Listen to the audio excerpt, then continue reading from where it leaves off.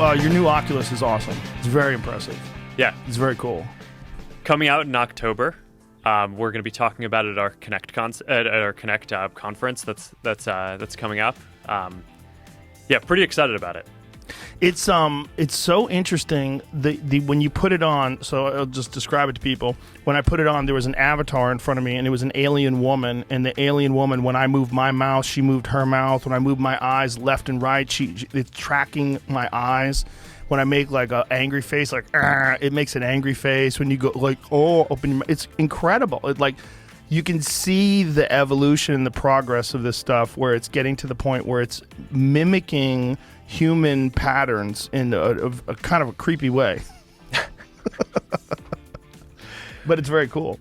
Yeah, so, for me, this stuff is all about, like, helping people connect, right? I mean, the way that I got into this is, I don't know. I just started thinking about, like, what would be the ultimate expression of basically people using technology to feel present with each other, right? And it's not phones. It's not computers.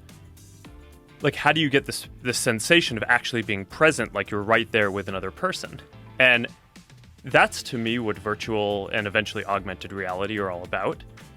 And there's just this whole technology roadmap that we basically just need to go run down over the next decade to unlock that. So for the next device that's coming out in October, there are a few big features. I mean, the one that you're talking about, basically social presence. I mean, the ability to now have kind of eye contact in virtual reality, have your face be tracked, so that way your avatar, it's not just like this still thing, but if you smile or if you frown or if you pout or whatever your expression is, have that actually just in real time translate to your avatar. I mean, that's obviously like our facial expressions are just a huge.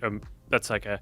There's more nonverbal communication when people are with each other than verbal communication. You had a really good point too about face tracking, and like if you're doing like a FaceTime call, that you don't look at each other in the eye because you're looking at the camera to look in the eye, and then you don't see the person. So if you look at the camera, you're looking up, and if you look at the look down at the actual screen, you're not making eye contact with the person.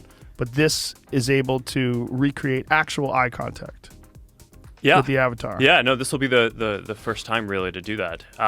When we're using technology today, I mean, it's great to be able to make phone calls and video calls and all that. I mean, if you can't be with someone today, it's nice to be able to see their face. But when you're on a video call, you don't actually feel like you're there with the person, right? I mean, you get some signal, some information, you can see their face, but the whole time you're kind of trying to convince your brain that you're actually there with them. But your brain knows, right? It's like at kind of like a deep level. Yeah. That's you're not actually there with them. You're just getting some information about what they look like. And to me, what virtual reality unlocks is it basically really convinces your brain that you're there. I mean, when you're in there, you have to basically try to convince your brain that this isn't real, right? And that you're not present. So and there are all these just subtle signals. And things that either deepen the illusion or break it. That each time we do a new version, we just try to break down a few more of the barriers. So for previous versions before this, we didn't.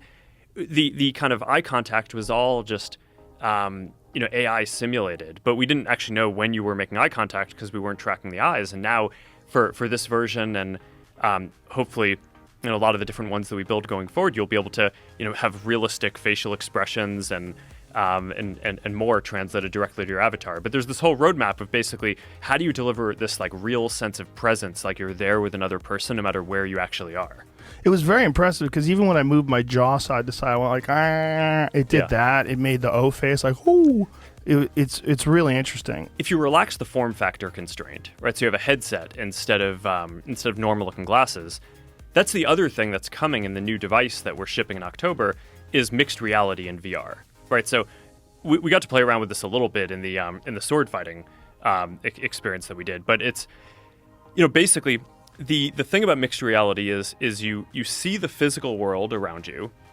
In the context of VR, it's not happening through a waveguide. It's basically happening through you have cameras on the device that capture the world and then translate that in real time into stereo images, so different images in both eyes, so that way you can, because otherwise it's weird. I mean, we kind of see stuff in 3D because we have our two eyes see slightly different things. So you're kind of the computers are putting that together on the fly,